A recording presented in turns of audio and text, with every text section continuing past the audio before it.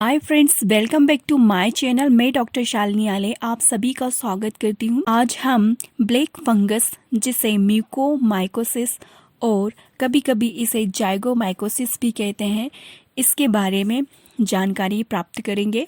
तो ये म्यूकोमाइकोसिस बहुत ही सीरियस फंगल इन्फेक्शन होता है जो कि म्यूकोरमाइसेट्स के कारण होता है। पर्टिकुलरली यह मिट्टी में और सड़े गले ऑर्गेनिक मैटर जैसे कि पत्तियों में, पेड़ पौधों की पत्तियों में, कंपोस्ट पाइल्स में और सड़े गले हुए लकड़ियों में पाए जाते हैं।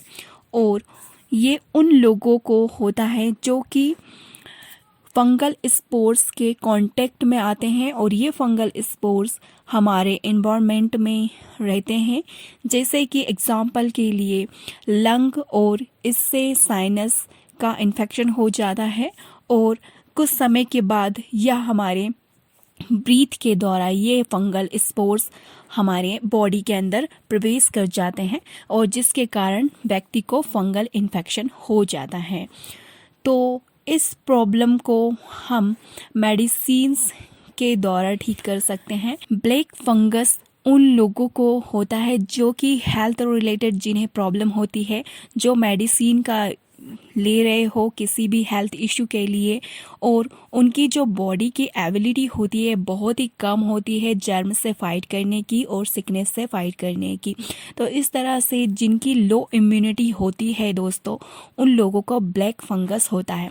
साथ में ही यदि आपको कट लग जाए, स्क्रैप्स हो जाए, बर्न हो जाए, आप जल जाओ, या फिर आपको कोई भी स्किन ट्रॉमा हो जाए, एक्सीडेंट वगैरह हो जाए और जिससे आपकी स्किन डैमेज हो जाए, तो इसके कारण भी आपको ये फंगल इन्फेक्शन हो जाता है, जिसे कि म्यूकोमाइकोसिस फंगल ब्लैक फंगस कहते हैं।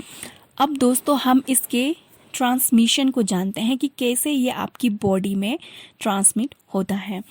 तो या इनहेलेशन के द्वारा, इनोकुलेशन के द्वारा और या फिर इंजेक्शन के द्वारा ये स्पोर पूरी एनवायरनमेंट में रहते हैं और यह जब हम सांस लेते हैं तो उसके थ्रू ये हमारी बॉडी में प्रवेश कर जाते हैं दोस्तों।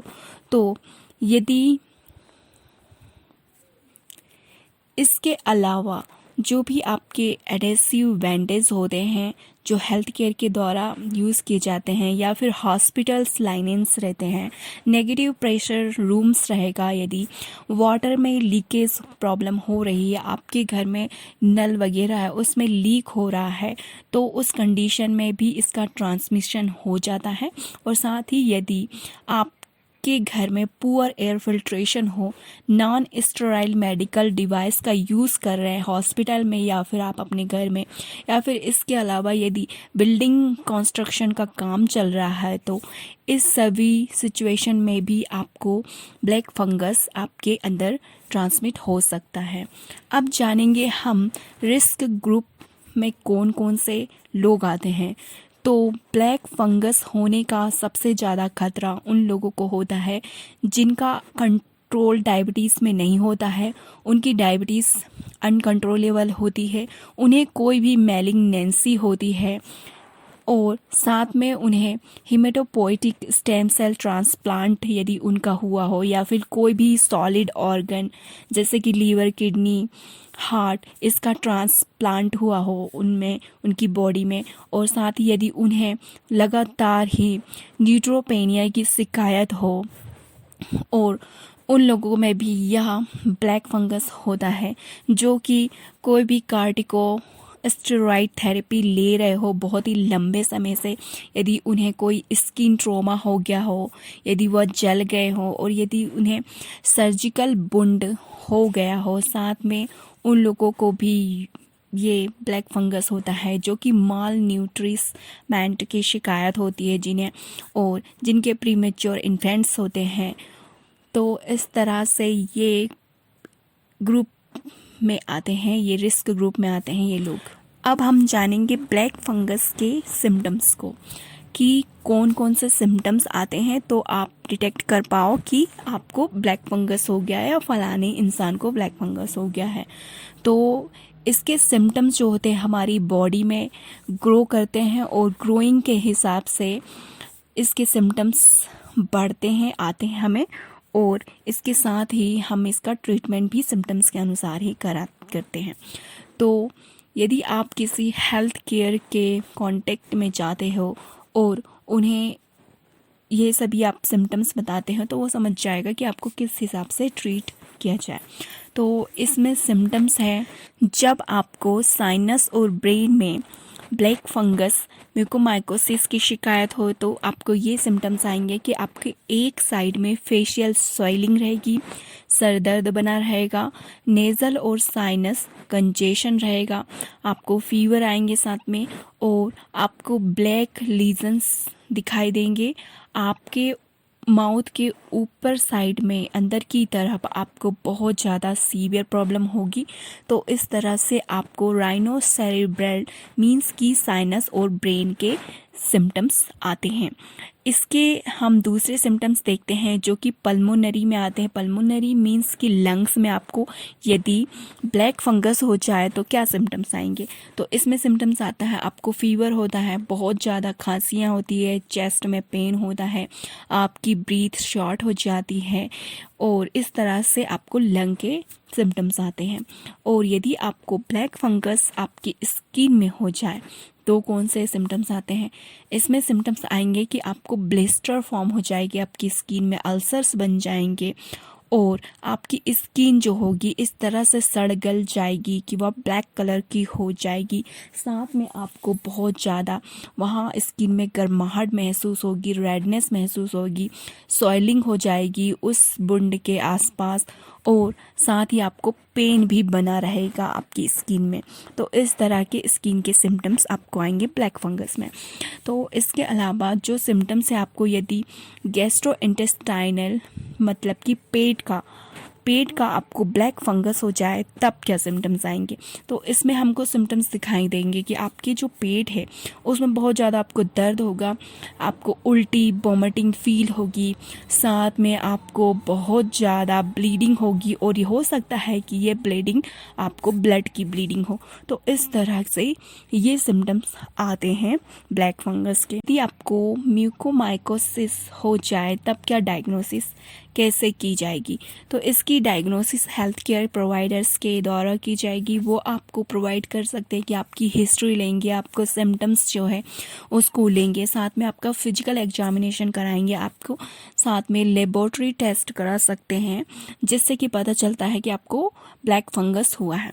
और साथ ही यदि आपको हो सकता है ये हेल्थ प्रोवाइडर आपको आपकी लंग या साइनस का सैंपल ले ले। के अलावा आपका सिटी स्कैन करा सकते हैं। सिटी स्कैन जैसे कि आपके लंग्स का, साइनस का और दूसरे आपके बॉडी पार्ट्स का भी करा सकते हैं, और इस पे डिपेंड करता है कि आपको इन्फेक्शन कहाँ हुआ है, और उस हिसाब से हेल्थ प्रोवाइडर आपको सिटी स्कैन करते हैं आपका। तो आगे हम देखते हैं दोस्तों, अब हम देखेंगे कि किस प्रकार से हम म्यूकोमाइकोसिस को, अगर हमें इन्फेक्शन हो गया है, ब्लैक फंगस हो गया है, तो उसे हम कैसे ठीक कर सकते हैं। तो ये आप जानते ही हो कि ये ब्लैक फंगस उन लोगों को होता है जिनकी इम्यूनिटी वीक होती है और जो कि एनवायरनमेंट में फैले हुए जो फंगस इन्फेक्शन है उसको इनहेल कर जाते हैं। तो इस तरह से म्यूकोमाइकोसिस का ट्रांसमिशन होता है, और इससे प्रोटेक्ट करना है हमें अपने आप को। तो हमें ये इम्पोर्टेंट एक्शन लेना बहुत ही ज़रूरी हो जाता है कि हम अवॉइड करें, हम इतनी कोशिश करें कि हमारे जित एरिया हो वहाँ पर जितने भी डस्ट है, कंस्ट्रक्शन का काम चल रहा है या फिर कोई भी साइट का काम चल रहा है, तो उससे हम दूर रहें, उसे अवॉइड करें। तो इस तरह से हम ब्लैक फंगस से बच सकते हैं, और हम हमेशा मास्क पहने N95 जो कि हमें प्रोटेक्ट करता है बैक्टीरिया, वायरस, फंगस। इसके अलावा हम अपने आप को प्रोटेक्ट कर सकते हैं वाटर डैमेज बिल्डिंग को अवॉइड करके, फ्लूड वाटर का अवॉइड करके, नेचुरल डाइजेस्टर जहाँ पर हुआ है उस स्थान को अवॉइड करके हम अपने आप को प्रोटेक्ट कर सकते हैं। इसके अलावा यदि आप सॉइल और डस्ट इस सभी का काम करते हैं, गार्डनिंग वगैरह करते हैं, तो भी आपको ब्लैक फंगस होने के चांसेस बहुत ज़्यादा होते हैं। तो आप ये कर सकते हो कि आप जो शूज़ पहनते हो उस टाइम, जो गार्डनिंग करते समय पैंट्स पहनते हो, साथ ही आपकी स्लीव के शर्ट में, ये सब जगह होती है फंगस के वहाँ पर बैठने के, वहाँ पर फंगस इन्फेक्शन हो जाता है। तो इस समय आप जितनी भी आउटडोर एक्टिविटी करते हो, जैसे कि गार्डनिंग, याक work and visiting wooded areas, ये सब करते हो, तो उसके बाद अपने जितने भी क्लॉथ हैं, अपने जितनी भी आपने यूज़ की है गार्डनिंग के टाइम में सामान, उसको स्टेरलाइज कर लें। एंड आप हो सके तो ग्लव्स पहनिए आपके हाथ में जब आप सॉइल या मॉस या मैन्योर को उठाते हो तो उस समय। और साथ ही अपने आप को बचा सकते हो तो अपनी स्किन इन्फेक्शन से बचाइए, अपनी स्किन को क्लीन रखिए। यदि आपको इंजरी हो गई है तो उसे साबुन से साफ़ कर लीजिए या पानी से साफ़ कर लीजिए उस एरिया को। तो आप वहाँ से जितने भी सॉइल होते हैं और डस्ट होते हैं जिसके अंदर, जिसमें कि फंगस इन्फेक्शन रहता है, जिसमें कि फंगस जाके बैठ जाते हैं सॉइल और डस्ट में, तो वो सब वहाँ से हट जाएंगे वाटर और सॉप से। तो आपकी इंजरी से ये ट्रांसमिट नहीं हो पाएंगे आपकी बॉडी में। तो इस तरह से आप अपने आप को प्रोटेक्ट करके रख सकते हो। इसके अलावा आप एंटी फंगल मेडिकेशन का यूज़ कर सकते हो, जिससे कि आपके ब्लैक फंगस नहीं होता है और आपको ये ब्लैक फंगस से प्रिवेंट करके रखते हैं। ब्लैक फंगस की होम्योपैथी मेडिसिन जो कि आयुष मंत्रालय के द्वारा बताई गई है, आप इन मेडिसिनों को सिम्टम सिमिलरिटी के अनुसार पर ले सकते हो और लेने से पहले आप अपने हेल्थ प्रोवाइडर से ज़रूर संपर्क कर ले। तो यदि आयुष मंत्रालय ने बताया है कि यदि आपको राइनोसेरिब्रल ब्लैक फंगस हो जाए तब आप ले सकते हो आर्सेनिक एल्बम खालीविच मर्कायोड, रूब्रम मर्कायोड, फ्लेवम मर्कसॉल, चिन्नावेरिस थूजा, कार्बो एनिमेलिस 200 पोटेंसी में आप डेली ले सकते हो 6 pills each time for 5 days. और इसके अलावा आपको यदि पल्मोनरी म्यूकोमाइकोसिस हो जाए तो आप ले सकते हो दोस्तों arsenic album, phosphorus, bryonia carb, animalis and एंटीमटार्ट 200 पोटेंसी में डेली ले सकते हो 6 पिल्स आप 5 दिन तक के लिए। और इसके अलावा आपको स्किन में यदि ब्लैक फंगस हो जाए तो आप ले सकते हो आर्सेनिक एल्बम, सल्फर मर्कसॉल। और इस मेडिसिन को आपको लेना है 200 पोटेंसी में 6 पिल्स लेना है आपको और 5 दिन तक के लिए। तो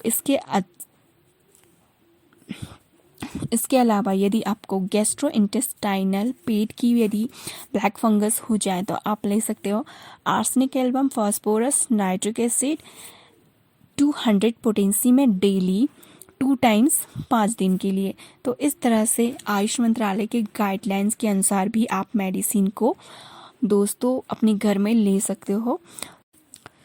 तो दोस्तों ये थी होम्योपैथी मेडिसिन जो कि आपको प्रिवेंट करके रखेगी फंगल इन्फेक्शन से और जितने भी ब्लैक फंगस से।